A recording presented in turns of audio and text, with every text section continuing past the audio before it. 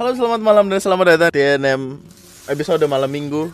Selamat malam Bang Andri, Kak Ara, Kak Irfan, dan teman-teman semua. Izinkan aku sedikit membagikan kisahku selama menjalin hubungan dengan seorang laki-laki dari tahun 2020 hingga tahun 2022 lalu. Pertanyaan, apakah keputusan yang kuambil ini salah? Apakah keputusan yang harus kuambil sebenarnya? Ini jadi selalu menghantuiku akhir-akhir ini. Pada tahun 2020 lalu, aku dikenalkan dengan seorang lelaki oleh teman kantorku. Singkat cerita, setelah kenalan kami lanjut akrab di chat hingga akhirnya kami memutuskan untuk bertemu. Kami tinggal di kota yang sama, Semarang. Dia asli orang Semarang, sedangkan aku rantau kerja di daerah Wonogiri. Pada pertemuan pertama kami, aku bersemangat sekali. Aku memilih-milih baju yang hendak aku pakai, yang akhirnya membeli baju baru karena merasa semua tidak ada yang cocok, lalu berdandan sedemikian rupa dan akhirnya kami bertemu. Dia menjemputku di depan kos, dan kami pergi untuk makan bersama. Namun, hingga sesaat yang lalu aku merasa bersemangat, tiba-tiba aku merasa sedikit kecewa. Dia hanya memakai kaos putih dengan gambar dan tulisan aneh-aneh di dadanya, lalu celana coklat dan sendal. Pikirku waktu itu, persiapkanku sebelum ketemu ternyata cukup berlebihan dibanding dia yang seolah hanya memakai pakaian seadanya. Untuk apa dandan begini? Pikirku selama perjalanan ke tempat makan. Kami makan dan mengobrolkan hal-hal sepele waktu itu, lalu pulang pukul 9 malam. Setelah pertemuan itu aku berpikir keras, mau tak lanjutin kenal atau enggak ya, dan sebagainya. Berhari-hari ku balas WA-nya seadanya, lalu setelah lama berpikir, kuputuskan untuk tetap berteman baik. Kami pun bertemu lagi untuk kedua kalinya, ketiga kalinya, keempat kalinya, dan kami terus bertemu. Semua kesan setelah kami bertemu selalu kuceritakan ke teman kantorku itu. Dia selalu bilang, dijalanin dulu dek, lanjut atau tidaknya ya terserah kalian. Tapi ingat, dia udah seiman, udah mapan, dan selama aku berteman sama dia itu setia orangnya. Yang jelas dia dari keluarga baik-baik dek. Lama-lama aku merasa biasa dengan dia yang kemana-mana selalu bermodelan sama, kaos dan celana panjang coklat ditambah dengan sendalnya. Dan aku pun mulai mengikuti gaya dia yang apa adanya, memakai kaos dan celana jeans. Pada waktu selesai liburan Idul Fitri 2021, kebetulan travel yang biasa aku pesan itu bilang kalau udah penuh semua hingga seminggu ke depan. Sempat aku WA dia kalau aku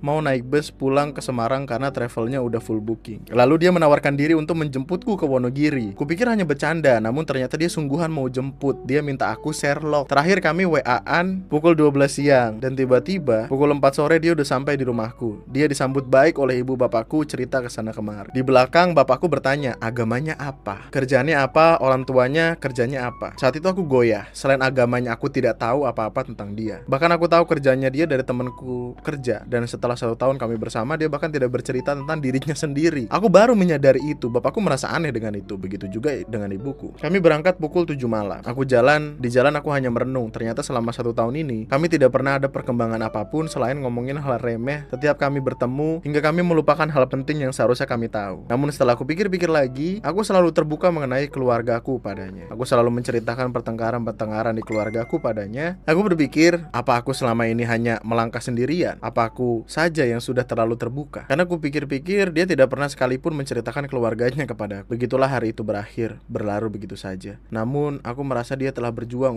karena mau menjemputku jauh-jauh. Intinya aku menghargai pengorbanannya. Semarang Solo naik motor itu kurang lebih 5-6 jam lewat jalan utama. Suatu kali aku pulang lagi ke rumah setelah gajian. Jumat sore aku pulang, Minggu sore aku pulang. Seperti biasa dia menjemputku di tempat aku turun dari bis di daerah Sukun. Ada drama apa di rumah katanya. Aku terdiam sesaat. Drama? Apa maksudnya drama? Nggak ada apa-apa kok, jawabku singkat. Di situ aku bergumul. Kok dia tanya kayak gitu? Bahkan pertanyaan pertama yang keluar dari mulutnya adalah menanyakan drama di rumahku. Aku berpikir bahwa ternyata selama ini dia berpikir bahwa semua cerita yang ku ceritakan tentang keluargaku adalah drama baginya. Namun aku diam saja dan menelan itu sendiri. Pikirku, mulai saat ini aku tidak akan lagi cerita apapun tentang keluargaku. Suatu kali, seperti biasa kami pergi untuk malam mingguan. Kami ngopi di daerah kampus Undip. Obrolan kami mengalir ke sana kemari. Akhirnya topik pembicaraan kami menyenggol tentang pernikahan temanku kerja yang telah memperkenalkan kami. Aku memintanya untuk memakai pakaian yang senada, menentukan dress code karena aku pikir kami akan pergi bersama. Sontak dia langsung salah tingkah, lalu dia nanya, untuk apa pakai baju yang sama kalau di hati kita aja nggak sama? Awalnya aku bingung maksudnya apa. Aku lagi sadar kalau kami memang belum resmi menjalin hubungan. Tapi kupikir pergi menghadiri acara dengan dress code tertentu itu wajar bagi siapapun. Pembicaraan kami lalu mengerucut ke sana. Hari semakin malam dan kami pulang. Di perjalanan, dia menjelaskan bahwa selama ini dia menyukaiku. Dia minta maaf karena harus mengatakan hal penting itu sambil motoran. Aku tidak menyela kalimat-kalimatnya sama sekali. Kutunggu hingga ia selesai menjelaskan semua perasaannya. Sambil begitu aku juga berpikir, apakah tidak apa-apa kalau aku memacarinya. Hingga akhirnya motor itu sampai membawa kami ke depan kosku. Dia menanyakan ke diriku tentang perasaanku kepadanya. Lalu aku menjawab, oke, kupikir aku juga tidak masalah kalau harus berpacaran sama kamu. Lalu dia menegaskan kalau dia tidak main-main hingga nanti. Hari itu tanggal 8 Juni 2021. Suatu hari saat kami sedang pergi berdua, dia mengajakku bepergian dengan ibu bapaknya ke keluarga besarnya di Temanggung. Aku bingung mau jawab gimana. Namun akhirnya aku menyetujuinya. Kala itu hari Minggu, dia menjemputku pagi-pagi dan membawaku ke rumahnya. Gugup sih. Namun suasana menjadi cair karena ternyata orang tuanya, kakak-kakaknya dan keponakan-keponakannya menyambutku dengan baik. Waktu itu aku tidak menyangka akan bertemu dengan semua orang itu, apalagi harus berdesakan dalam satu mobil bersama dengan mereka. Canggung sekali karena itu kali pertama aku bertemu dengan mereka. Sebelumnya memang sempat aku diajak bertemu dengan bapak ibunya, namun tidak banyak percakapan kami. Kami mampir untuk sarapan. Sebelum sampai di Temanggung, singkat cerita, setelah sampai di Temanggung aku mengikuti mereka ke rumah saudara-saudaranya dan dikenalkan sebagai calonnya dia. Setiap kali kami mengunjungi rumah keluarganya, mesti diberi teh hangat. Pindah rumah diberi teh hangat lagi, pindah rumah lagi diberi teh hangat lagi. Singkat cerita kami pulang dan mampir ke pasar Bandungan. Kakaknya memberikan kami leker isi coklat. Dibagilah leker itu ke kami dan waktu aku menolak penerimaan leker itu karena jujur sebenarnya aku butuh air putih karena nggak terbiasa dengan teh manis terus-menerus hingga leherku terasa perih dan kata. Lalu bapaknya menyodorkan leker tersebut ke diriku. Aku jadi mau nggak mau harus ngambil itu leker dan memakannya. Dan yang membuat aku tidak menyangka adalah dia tiba-tiba bilang, salah ya angel-angelan, atau siapa suruh ambil aja susah, atau intinya aku jual mahal karena seolah nggak mau ambil lekernya. Dan aku jadi mengurungkan niatku untuk bilang kalau aku butuh air putih. Jujur aku kaget dia ngomong begitu, tapi aku menahannya. Kepalaku sakit banget dan tenggorokanku juga perih, tapi ku tahan sampai Semarang. Hari itu ku tutup dengan menangis sendiri di kamar mengingat yang aku alami hari itu. Aku berpikir, apa aku nggak bisa menyesuaikan diri? Apa aku seharusnya bilang aja kalau aku butuh air? Atau seharusnya aku malah menolak pergi dari awal? Begitu terus sampai ketiduran. Suatu saat lagi aku diajak lagi untuk pergi healing ke daerah Kopeng. Salah 3 bersama dengan keluarganya. Aku mengantisipasi hal yang pernah terjadi. Aku membawa minum sendiri dari rumah. Benar saja waktu di tengah jalan kakak dia membeli tahu goreng. Makanlah mereka tahu itu. Setelah makan kakak nyeletuk,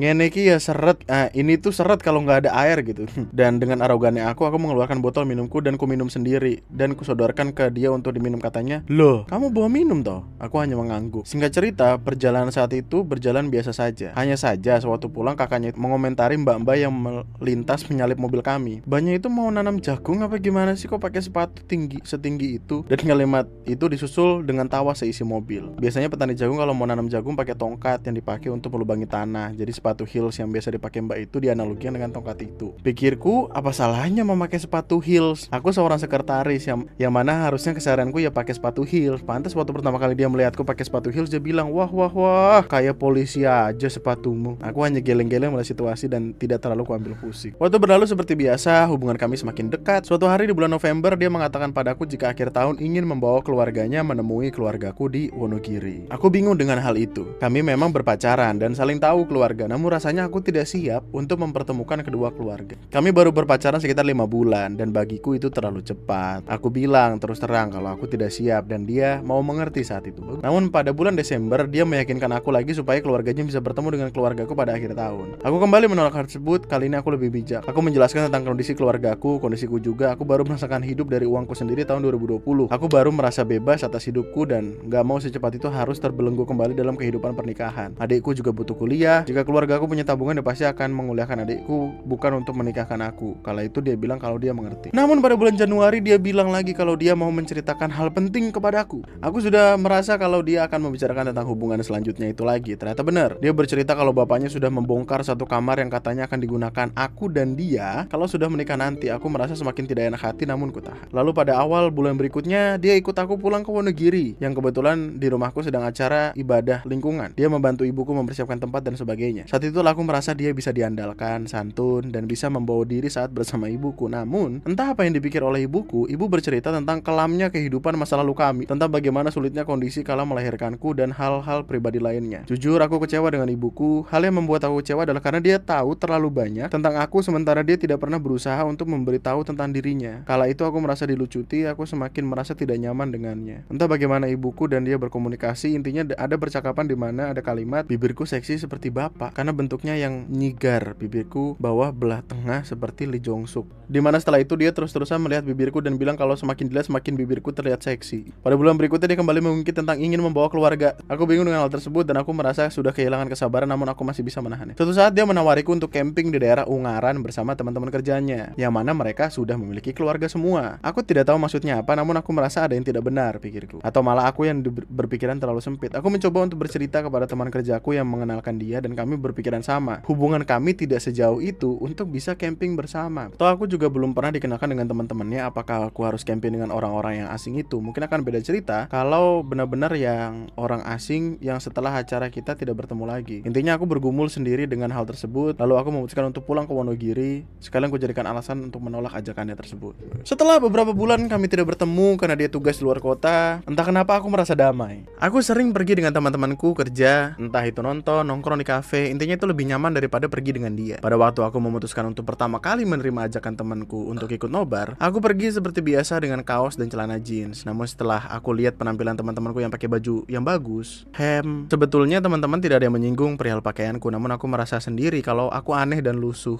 Pertemuan itu aku benar-benar berpikir keras, aku harus segera memutuskan sesuatu karena pikiranku menjadi semakin terbebani dengan segala hal yang mengikat tersebut. Setelah dia pulang dari luar kota dan kebetulan gereja sudah sedikit longgar PPKM-nya, kami pergi ke gereja bersama. Dan saat pertemuan kembali itu aku memutuskan untuk menjadi diriku sendiri. Aku tetap berdandan seperti biasa, aku tetap memakai baju bagus seperti biasa dan aku pakai heels. Saat itu pertama kalinya aku melihat dia memakai kemeja dan entah mengapa dia terlihat berbeda di mataku. Dia terlihat mempesona. Entah karena bajunya atau karena perubahan dari kemonotonannya dia itu. Pergumulan di kepalaku mulai mereda hanya melihat dia menggunakan kemeja itu. Aku jadi sangat menunggu minggu-minggu berikutnya, namun ternyata dia hanya memiliki 2 kemeja. Aku berusaha menyesuaikan diri dengan pakaiannya supaya kami terlihat match satu sama lain. Begitulah caraku bertahan dengannya. Aku menantikan hal-hal mengejutkan darinya. Namun suatu hari ada masalah besar di keluargaku yang tidak lain adalah karena masalah keuangan. Adikku mulai berkuliah, puji Tuhan dia diterima di Universitas Negeri Semarang. Singkat cerita kami sekeluarga saling bantu untuk menutup kebutuhan keuangan yang adikku butuhkan. Disitulah batinku semakin bergumul. Aku berpikir atas semua masalah yang kualami. Kala itu baru adikku masuk kuliah saja sudah sesulit itu, dan keluargaku benar-benar tidak pernah memiliki tabungan sama sekali. Bapak dan ibu hanya guru honorer. Dari mana keluargaku bisa bertahan kalau tidak usaha bersama kami? Mulai saat dia bertanya drama apa lagi yang ada di keluargaku itu, aku tidak pernah lagi menceritakan tentang masalah keluargaku padanya. Sudah lama kami tidak saling memberi kabar, namun kala itu dia menghubungiku terlebih dahulu. Percakapan waktu itu tidak berarah. Dia berusaha melemparkan candaan namun terasa sakit di diriku. Aku bilang kalau aku tidur seharian, lalu dia ingin mengajakku jalan-jalan karena dia bilang aku sudah kebanyakan tidur. Ketika jalan-jalan, segala masalah masih bisa terpikir. Namun kalau tidur seharian, saat itulah aku tidak memikirkan masalahku sama sekali. Dia tetap mengajakku untuk bertemu. Lalu aku mengajak dia ke gereja besok, di mana setelah itu kami bisa lanjut jalan-jalan. Setelah sepakat, aku bilang kalau mau izin mencuci dulu. Masa aku nyuci dulu ya, udah terlanjur, tak rendam bajunya nanti tak WA lagi. Loh, kemproh banget sih. Udah berapa lama gak nyuci baju? Jorok karena numpuk baju kotor. Aku bingung padahal kalimatku gak ada pertanyaan kalau aku numpuk baju kotor. Toh aku selalu nyuci 2 hari sekali. Pikirku memang begitulah dirimu memandang aku, karena jujur dia begitu gak hanya sekali 2 kali. Aku jadi bertanya-tanya apakah membersihkan kamar harus jolok dulu,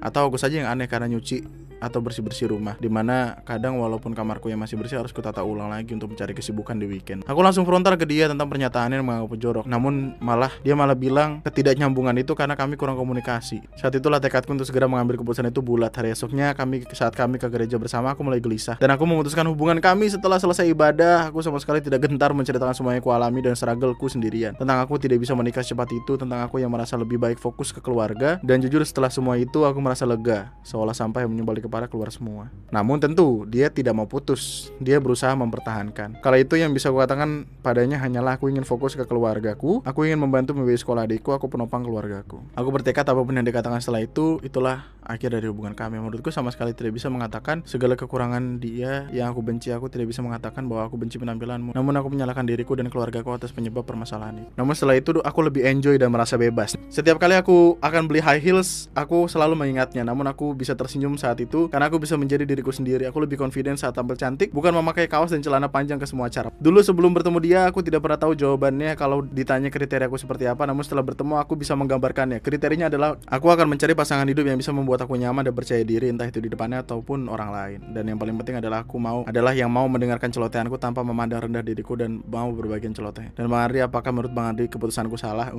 Beberapa waktu lalu aku papasan dengan bapak dan kakak iparnya depan rumah sakit tempat aku bekerja. Namun aku terpaku tidak punya keberanian untuk menyapa. Aku tidak merasa melakukan kesalahan, namun aku merasa takut yang luar biasa. Sekian penceritaku, semoga bahasanya enak untuk dipahami. Terima kasih atas email ya. Terima kasih banyak atas waktu luangnya kawan-kawanku sekalian. Terima kasih banyak sudah hadir pada malam hari ini. Sepertinya malam hari ini kita cukupkan sampai di sini. Semoga cerita pada malam hari ini bisa membuat kita semua happy lagi menjalani kehidupan. Mohon diingat, kehidupan itu berat ya. Meskipun nggak akan seberat cerita-cerita yang tadi, tapi ada beratnya lah, ada beratnya. Terima kasih banyak atas waktu luangnya.